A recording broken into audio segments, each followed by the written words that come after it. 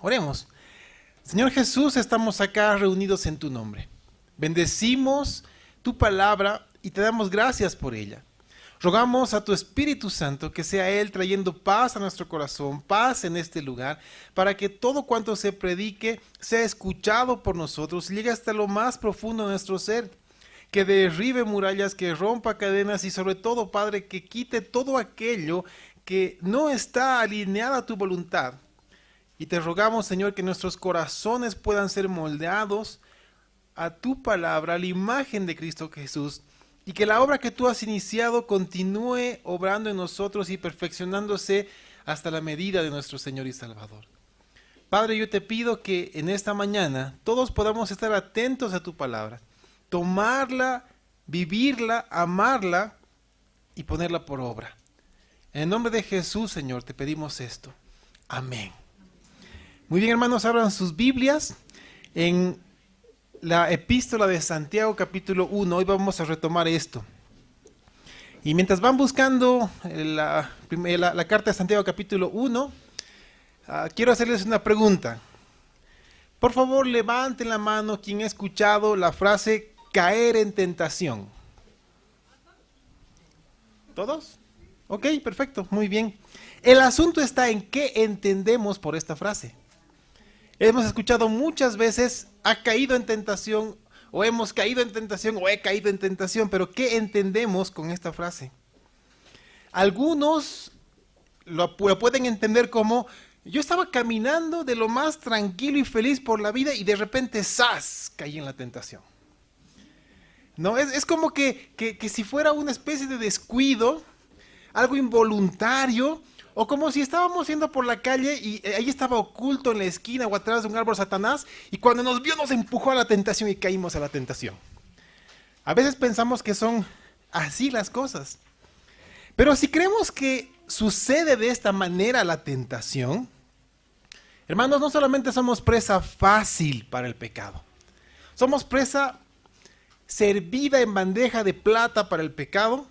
Y además de eso, siempre tendremos excusas para echar la culpa a todas las personas por nuestro pecado y jamás lo vamos a asumir. Y quiero que esto quede claro. Porque como seres humanos tendemos a echar la culpa. O sea, si él no me hubiera chocado, si él no me hubiera dicho esto, si él no me hubiera mostrado tal cosa, o si no hubiera actuado de tal manera, tendemos a echar la culpa a los demás. Entonces, hermanos, si pasa eso, somos presa fácil del pecado. Además, vamos a dejar que las consecuencias, ¿no?, sean desastrosas para nuestra vida. Si no asumimos las consecuencias de nuestro pecado, pues estas van a ser desastrosas, tarde o temprano. Y nuestra relación con Dios va a disminuir, va a escasear. Gracias. Y esto va a ser por nuestra inmadurez espiritual. Además de que esto obviamente causa división, causa desorden, causa conflictos entre las personas con las que tenemos contacto. Si la pregunta es ¿por qué estamos como estamos? Bueno, la respuesta es por el pecado, pero no solamente por el pecado que no lo asumimos, lo confesamos y lo ponemos delante del Señor. Tristemente la iglesia en general adolece de creyentes, de personas así. Y no solamente adolece, sino sufre sus consecuencias. Sufrimos las consecuencias de personas que viven así. Pero si entendemos la dinámica de la tentación, porque hoy día esa es la idea, entender la dinámica de la tentación, la manera en la cual la tentación actúa y sobre todo cómo resistir a la tentación, hermanos, las consecuencias serán mínimas o incluso nulas en nuestra vida. Y eso es lo que yo anhelo para todos nosotros, lo anhelo para ustedes, lo anhelo para mi vida, que no haya consecuencias porque hemos resistido a la tentación y no hemos caído en el pecado. Y así vamos a poder asumir nuestra responsabilidad frente al pecado. Es decir, ¿qué debemos hacer? ¿Cómo debemos actuar? Y eso va a traer en nosotros un crecimiento espiritual y va a traer madurez para nosotros en la fe. Eso es lo que el escritor Santiago quiere para nosotros. Y además de eso va a mantener unida a la iglesia, que es también una de las consecuencias hermosas para esto. Lean junto conmigo, hermanos, vamos, como les dije, a Santiago capítulo 1 y vamos a leer los versículos 13 al 18. Dice la palabra del Señor. Santiago capítulo 1, versículos 13 al 18. Cuando alguno es tentado, no diga que es tentado de parte de Dios, porque Dios no puede ser tentado por el mal, ni Él tienta a nadie, sino que cada uno es tentado cuando de su propia concupiscencia es atraído y seducido. Entonces, la concupiscencia, después que ha concebido, da a luz el pecado. Y el pecado, siendo consumado, da a luz la muerte. Amados hermanos míos, no erréis. Toda buena dádiva y todo don perfecto desciende de lo alto, del Padre de las luces, en el cual no hay mudanza ni sombra de variación. Él, de su voluntad, nos hizo nacer por la palabra de verdad, para que seamos primicias de sus criaturas. Como les dije, hermanos, hoy tengo dos propósitos claros y puntuales. Primero, que juntos podamos entender cómo es esta dinámica, cómo funciona, cuál es la dinámica de la tentación y cómo es que se produce en nosotros. Pero no solamente vamos a entender cómo funciona, vamos a afirmarnos en la fe cada vez que resistamos a la tentación. Así que vamos a ver cómo es la dinámica de la tentación, cómo resistirla y cómo afirmarnos. Esto es importante para la vida del creyente. Por eso es que trae tanta lucha. Ahora, hermanos, hemos pasado 3 domingos viendo los primeros versículos de la carta de Santiago, del capítulo 1. Tres domingos viendo el resultado de la prueba, porque hemos hablado de la prueba. Hoy estamos hablando de la tentación. Pero cuando hemos hablado de la prueba, y después de esos 3 domingos, hemos también entendido la dinámica de la prueba, cómo funciona la prueba. Y ahora entendemos que es el resultado final de lo que el Señor está obrando en nosotros. Y hemos entendido que el resultado de la prueba es que pone en nosotros o hace de nosotros un creyente aprobado delante del Señor. Porque eso dice, ¿no? Que somos creyentes aprobados, cuyo sello de garantía es la madurez espiritual. Asocien siempre esto, la prueba aprobada trae madurez espiritual. ¿Sí? Prueba aprobada, madurez espiritual. Esto quiere decir que si tú ves a un creyente que es paciente, ¿alguna vez has encontrado un creyente, santo poco un creyente que es paciente, tremendamente paciente? En circunstancias difíciles está tranquilo porque, bueno, entiende la voluntad del Señor. Si tú ves un creyente así, es que primero ha pasado por diversas pruebas. Pero no solamente ha pasado por pruebas, porque puede haber creyentes que han pasado por cientos de pruebas, pero no las han aprobado. Este es un creyente que ha pasado por muchas pruebas y ha ido aprobando cada una de ellas. Y no solamente eso, no solamente ha aprobado, sino que halló gozo en medio de las pruebas. No por las pruebas, sino porque sabía a quién le había creído, al Señor. Y no solamente eso, pidió sabiduría. Porque eso es lo que Santiago nos dice que hagamos, que pidamos sabiduría. Pero por sobre todo persistió ante las dificultades. Y así aprobó la prueba. Escuchen, pasó. ¿Sí? Pasó por la prueba. Halló gozo en medio de ella. Pidió sabiduría en la prueba. Persistió ante las dificultades.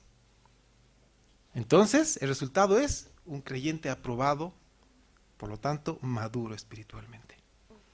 Su fe ha sido probada. Su fe ha sido aprobada.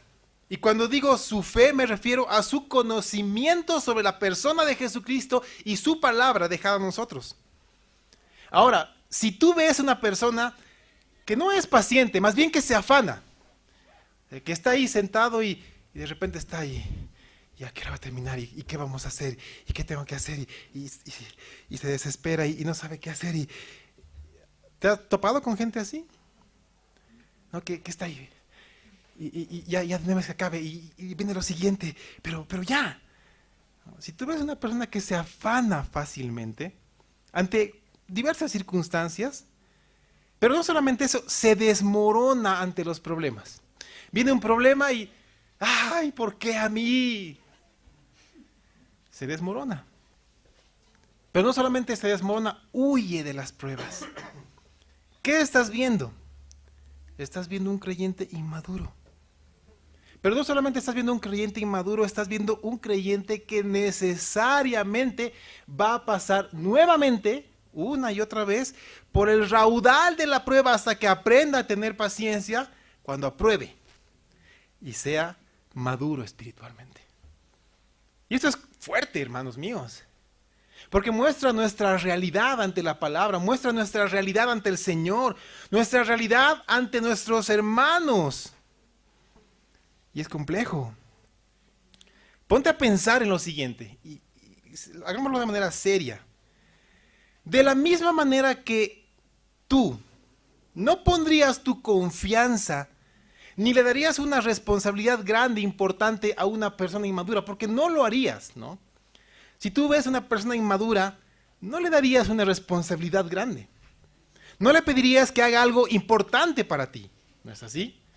Ahora, ¿cuánto más el Señor respecto a un creyente inmaduro en la fe de poner en sus manos la obra que el Señor está edificando? Entonces necesitamos madurar. Y para madurar necesitamos paciencia. Y para tener paciencia necesitamos ser probados. Pero debemos hallar gozo. Debemos pedir sabiduría. Debemos persistir en medio de la prueba. Por otro lado, hermanos, así como la prueba produce madurez y esta es imprescindible para avanzar en la vida cristiana, el resistir a la tentación produce en nosotros firmeza. Acuérdense, pruebas produce madurez. Resistir la tentación produce firmeza en la fe en nuestra vida. Ahora, voy a poner el mismo ejemplo desde otro punto de vista. No sé, ponte a pensar que tú has hecho algo hermoso con tus manos, una obra de arte, ¿sí? ¿Tú pondrías esa obra de arte en una mesa inestable? No, ni locos, ni locos. Yo no pondría algo que hice con las manos y que me tomó mucho tiempo y que es delicado y que es hermoso en algo inestable. Desde luego que no. ¿Cuánto más el Señor de la obra respecto a confiar a su iglesia, a personas inestables en la fe? No lo haría el Señor tampoco. Así que notemos el énfasis de obtener madurez mediante las pruebas y de obtener firmeza mediante resistir la tentación.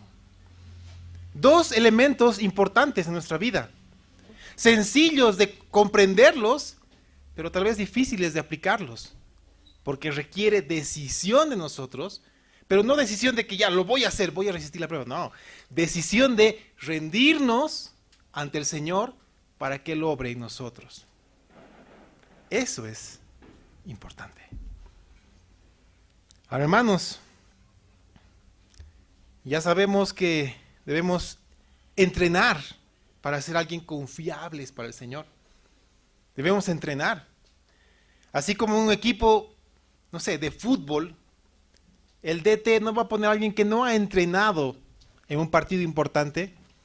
Nosotros debemos entrenar para que el Señor nos diga, a la cancha, a jugar. Eres maduro y estable. Voy a poner la obra sobre ti. ¡Wow! Entonces, eso es lo que el Señor quiere en nuestra vida, impulsarnos para que seamos maduros y estables. Veamos la tentación, ¿ok? Lo primero que debemos tener claro, hemos entendido que la prueba tiene un origen. El origen de la prueba es Dios. La prueba proviene de Dios, porque tiene el objetivo de sacar lo mejor de nosotros.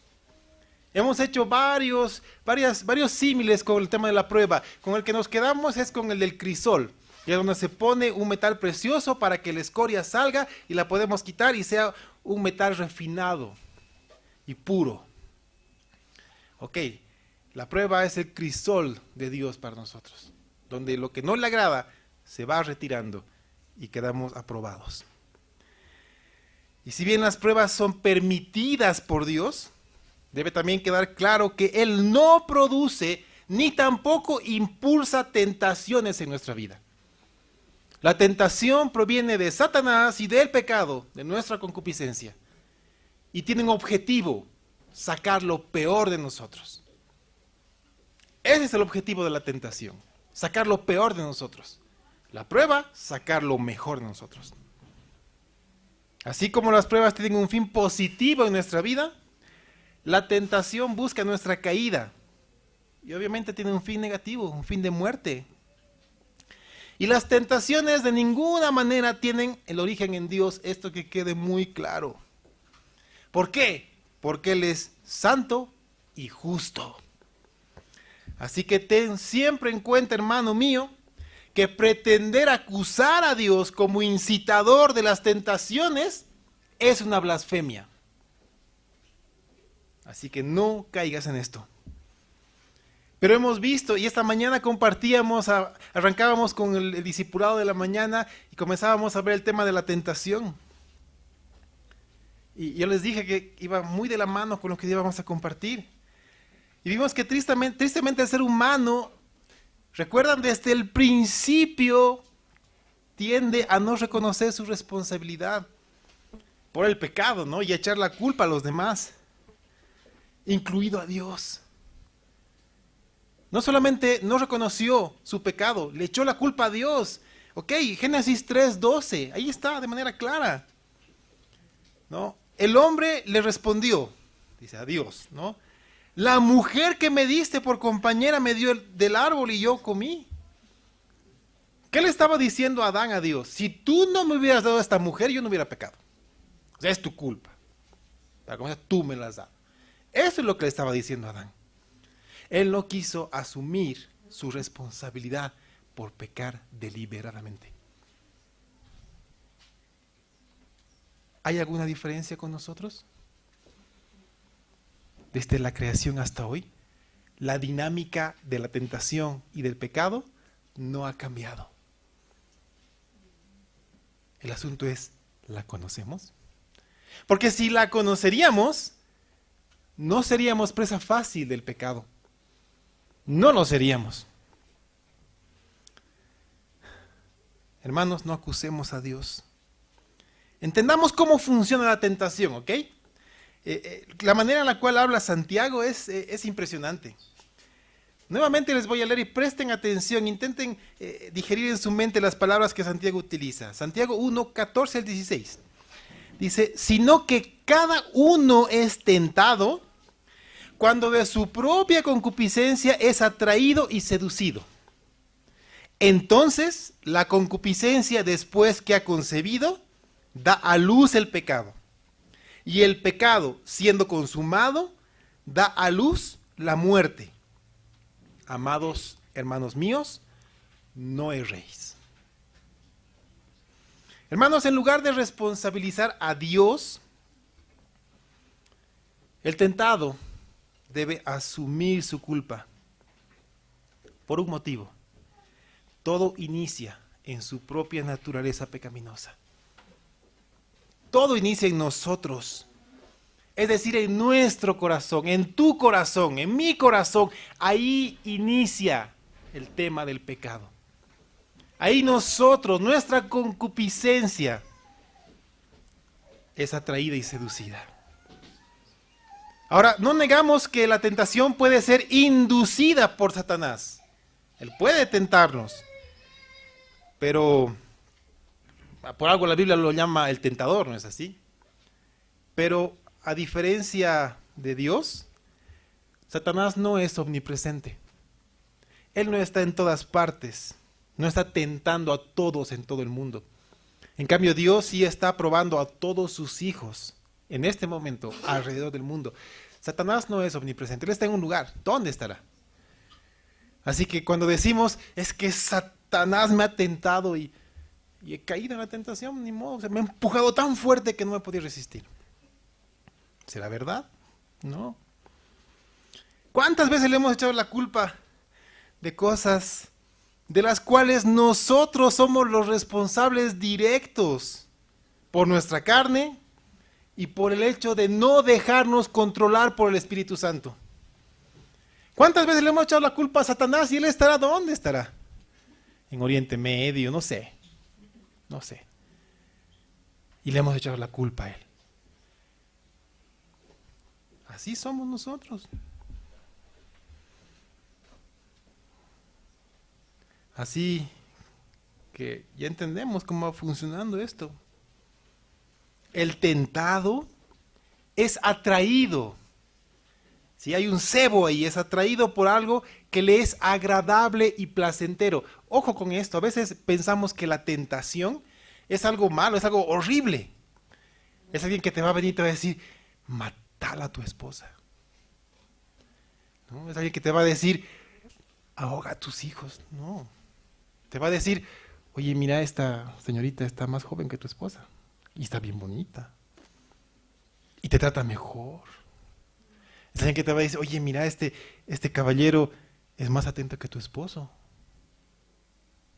Te habla con dulzura, te entiende, te comprende. Te va a decir, el médico te ha dicho que te cuides, que no puedes comer esto, pero está bien rico. Además, una vez al mes, ¿qué te va a hacer?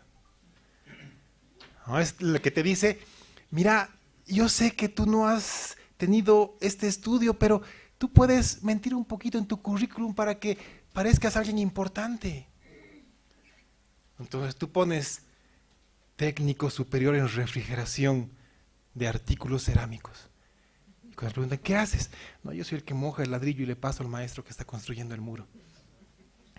Esa es la tentación. Esa es la tentación, hermanos. Algo agradable a nosotros, placentero. Tiene la promesa de cumplir nuestros deseos y nuestros anhelos. Eso es lo que hace la tentación. Tiene la promesa de brindar lo que en tu corazón quieres. Así funciona la tentación. Y sabes, a esa atracción le sigue la seducción. Eso es lo que dice Santiago, la seducción. Que no es nada más que quedar atrapado por el engaño. ¿No? Es decir, oye, es cierto, tienes razón. Al final, ¿qué daño hago? Merezco ser feliz. Necesito ser feliz. Además, es una buena oportunidad para mí. A ver, demos un ejemplo concreto, ¿ok? Hoy, no sé, por la crisis económica podemos sentir la necesidad profunda de seguridad económica. No importa cuánto es el dólar, yo tengo seguridad económica. No importa si hay escasez, pues compro y me traen. Queremos sentirnos seguros. Entonces en nuestro corazón surge la atracción. ¿Y cómo es la atracción? Necesito seguridad. Necesito dinero para enfrentar las necesidades que están pasando. Necesidades actuales. Estamos en crisis. Necesito algo. Pero el tema está muy complejo con el trabajo y no están pagando lo que yo quisiera. Ahora, ¿se dan cuenta? En sí, la idea no es pecaminosa. O dígame, ¿es pecado pretender dar seguridad económica a la familia? No. Porque en realidad la palabra dice que los esposos debemos proveer en el hogar. Pero vamos a ver cómo Satanás actúa en esto. La idea no es pecaminosa en sí. Es una realidad. La trampa, hermanos míos, está en la seducción. Ahora, ¿cómo viene la seducción? Oye, mira, acá hay una oportunidad de oro. Acá hay un trabajo fácil, es rápido y te pagan que no tienes idea. Solo tienes que hacer algo Tranquilo, todo el mundo lo hace. No te preocupes, todo el mundo lo hace. Solo necesitas mentir un poquito, defraudar aquí, sobornar por allá, engañar a estas personas. Tranquilo, todo el mundo lo hace. No te preocupes. Además, este es el negocio de tu vida. Solo tienes que dar un porcentaje. Todo el mundo lo hace. ¿Te das cuenta? Así viene la seducción.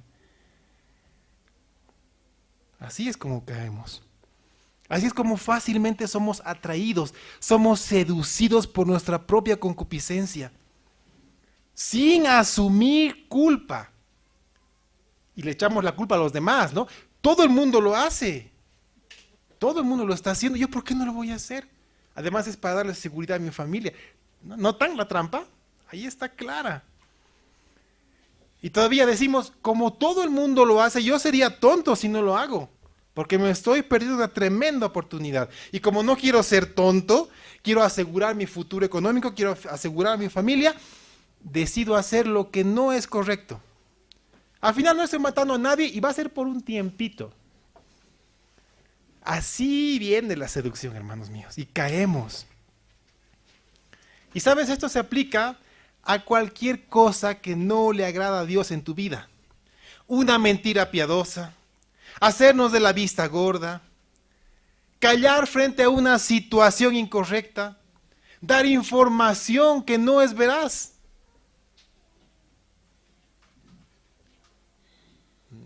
Así funciona. Así es como se concibe el pecado en nuestro corazón. Hermanos míos, ¿puedes notarlo? ¿Lo notas? Es sutil, pero ahí está. Ahora, no es una concepción de manera que se produce de manera violenta. No es que viene alguien y te dice, tienes que mentir para tener ese trabajo si no eres un tonto. No, viene de manera tranquila, te vas seduciendo, lo vas pensando. A veces es un día, 2 días, 3 días y van pasando hasta que te autoconvences de que es lo mejor para ti. Es lo mejor para ti. Y vas cayendo. Entonces, se concibe el pecado en nuestro corazón.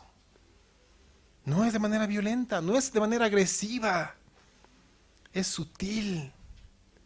Es sutil. Consentimos voluntariamente a esto, al pecado.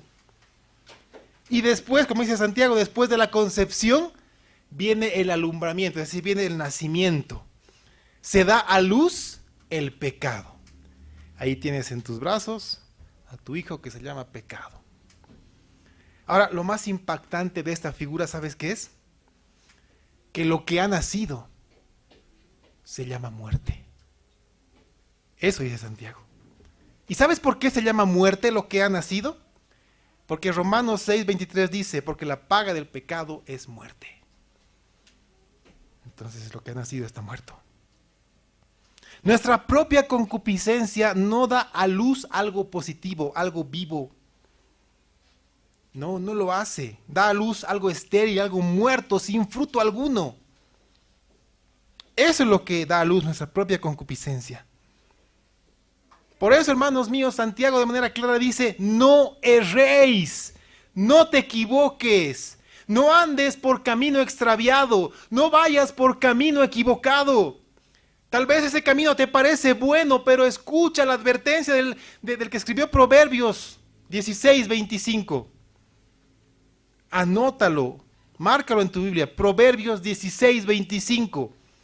Hay caminos que parece derecho al hombre, pero su fin es camino de muerte.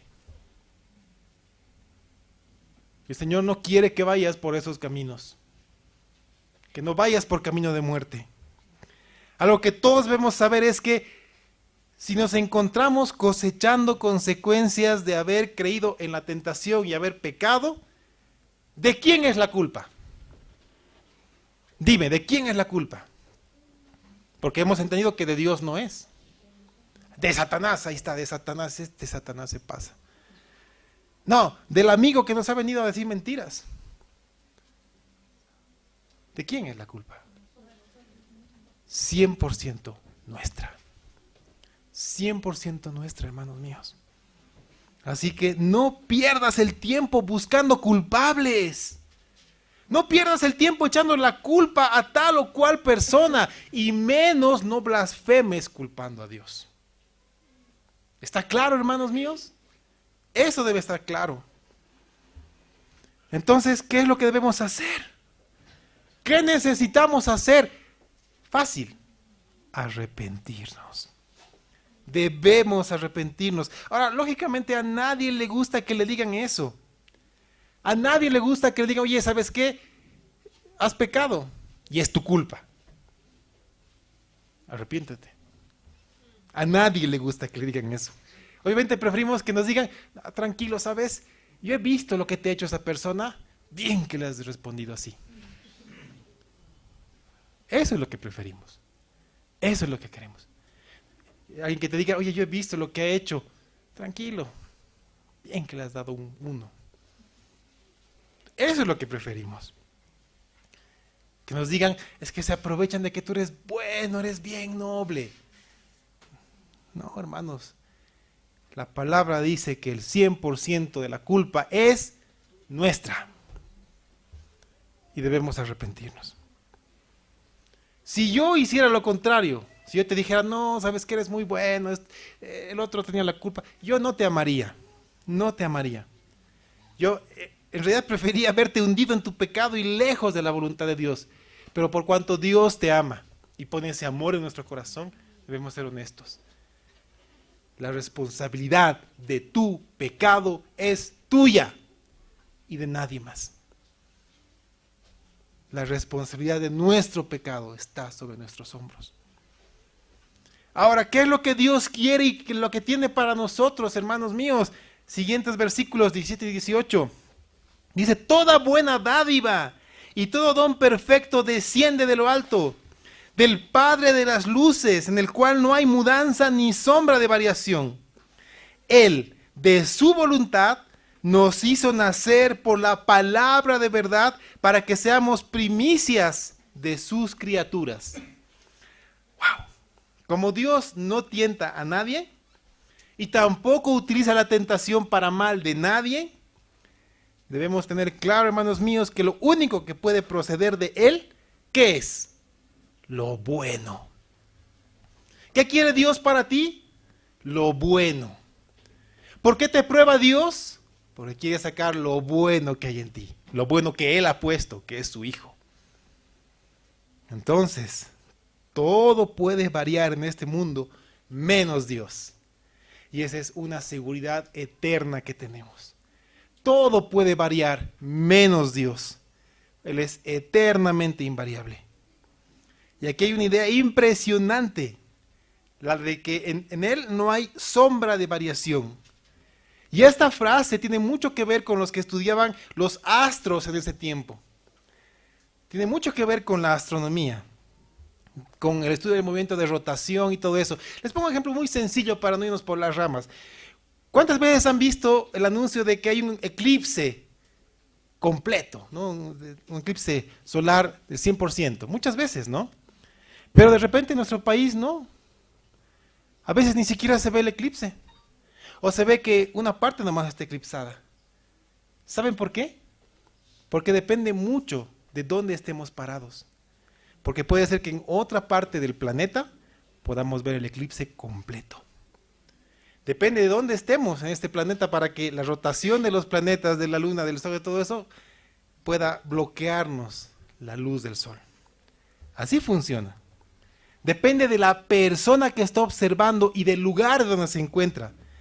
Pero en el caso de Dios, hermanos míos, Él es luz en sí mismo. No hay nada ni nadie que tenga la capacidad de eclipsar un poco a Dios. Y esto es hermoso. Nadie ni nada puede eclipsar a Dios. Por eso, hermanos míos, su voluntad es hermosa. Y de su voluntad escogió el medio para producir en nosotros el nuevo nacimiento. Su palabra de verdad. ¿No lo crees? Vamos a Efesios capítulo 1, versículo 13. Efesios 1:13 dice, en Él también vosotros, habiendo oído la palabra de verdad, el evangelio de vuestra salvación, y habiendo creído en él, fuisteis sellados con el Espíritu Santo de la promesa. Aquí está el orden hermoso. Primero oíste, creíste y fuiste sellado con el Espíritu de la promesa, el Espíritu Santo. Hermanos, el propósito de este nuevo nacimiento es que nosotros seamos las primicias de todas sus criaturas. Necesito concluir para que el tiempo nos alcance para lo que tenemos. Quiero que esto quede grabado porque vamos a entrar a la parte final del capítulo 1 el siguiente domingo y vamos a hablar del efecto de la palabra en nosotros. Pero quiero que quede claro lo siguiente. ¿Qué es lo que la prueba produce en nosotros? Madurez. Muy bien. La prueba da como resultado madurez. ¿De acuerdo? Es el resultado final. Después, ¿qué pasa? El resistir a la tentación produce en nosotros firmeza. Wow. Qué bien que están los jóvenes en la congre, ¿no? Amén. Prueba, madurez. Resistir a la tentación, firmeza. Así como nosotros confiaríamos algo precioso, hermoso, valioso, a alguien maduro y firme, lo mismo haría Dios. ¿Quieres que el Señor confíe en tus manos su obra, una vida de bendición? ¿Qué necesitamos ser? ¿Inmaduros e inestables? No, maduros y firmes. ¿Cómo vamos a lograr la madurez? Con paciencia. ¿Y cómo logramos paciencia? Con pruebas. ¿De quién viene la prueba? De Dios, para sacar lo mejor de nosotros. La tentación, por otro lado, viene de nuestra concupiscencia, de nuestra propia concupiscencia, y quiere sacar lo peor de nosotros. Entonces debemos resistir la tentación, y el resistir la tentación produce en nosotros firmeza en la fe. Y qué mejor que un hombre, una mujer de Dios firme en la fe y maduro en Cristo. Eso es lo que necesitamos, hermanos. Nosotros, nuestros hogares, la iglesia. Eso es lo que necesita. Ahora, hermanos míos, para cerrar el tema de resistir la tentación, porque uno puede decir, ¿y cómo resisto la tentación? ¿Cómo le hago, pastor? ¿Qué tengo que tomar? Usted dígame, yo voy a tomar religiosamente. Okay. Entendamos que Cristo no solamente ha vencido la tentación, Cristo ha vencido al tentador y con esto nos ha capacitado para resistir la tentación. Eso quiere decir que tú, salvo por fe, ya tienes la capacidad, digámoslo así, el músculo para resistir la tentación. ¿Sabes qué nos falta? Ejercitar el músculo. Para que alguien pueda mover algo pesado, siendo un flacucho, ¿qué necesita? Va a empujar con todas sus fuerzas y no lo va a mover nada. Necesita ejercitarse, ¿no es así?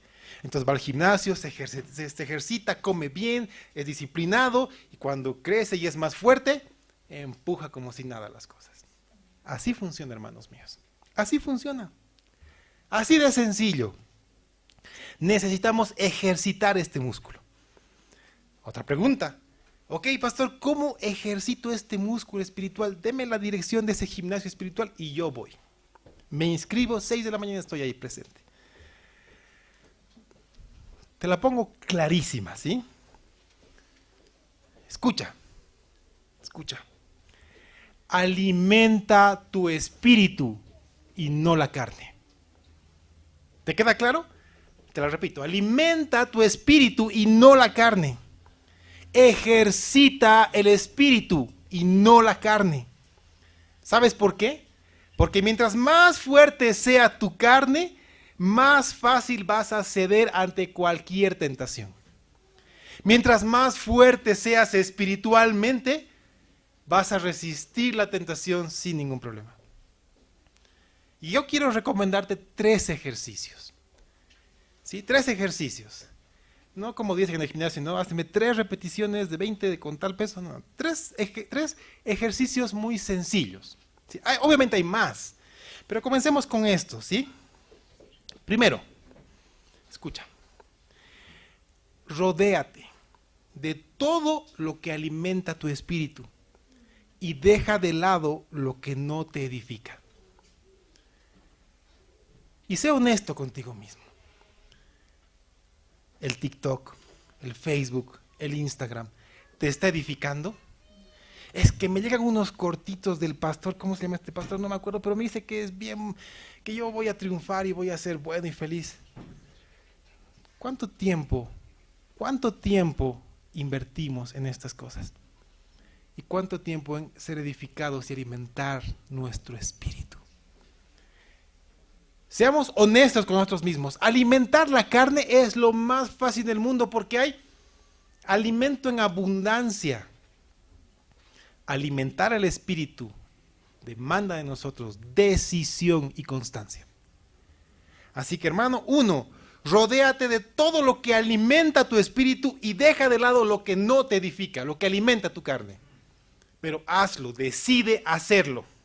2, rodéate de personas que estimulan tu crecimiento espiritual. Y si aún no tienes la madurez de influir positivamente en los demás, porque uno puede tener la madurez espiritual para influir en gente complicada y llevarlos a los pies de Cristo. Pero a veces no tenemos la madurez y nos juntamos con gente que nos jala para el otro lado. Entonces, si no tienes aún la madurez de influir positivamente en los demás, evita rodearte de aquellos que te impulsan a hacer cosas negativas. Sencillo. Rodéate de personas que estimulan tu crecimiento espiritual. Evita a quienes te van a llevar a hacer el mal si aún no tienes la madurez espiritual de llevarlos a los pies de Cristo. 3. Resiste con todas tus fuerzas a lo que alimenta tu carne. Mantente firme en el Señor. ¿Sabes qué me alegra y tranquiliza esta mañana? Que les he pasado la carga a ustedes.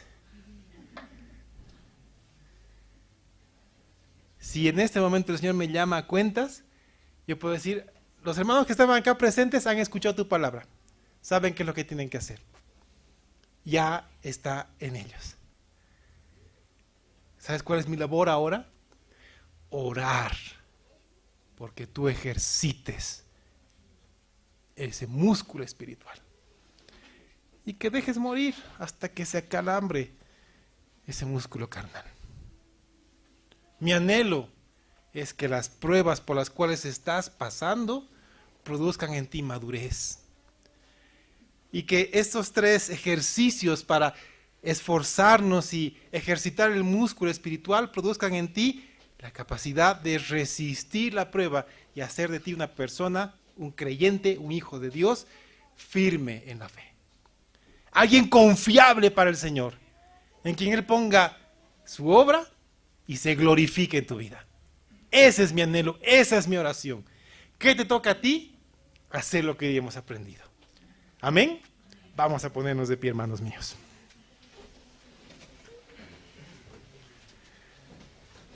Señor Jesús, tu palabra es hermosa. Tu palabra es perfecta, tu palabra nos alienta y te damos gracias porque hoy hemos comprendido que nuestra concupiscencia está ahí lista para seducirnos, lista para atraparnos. Y que cuando caemos, Señor, echamos la culpa a cualquiera.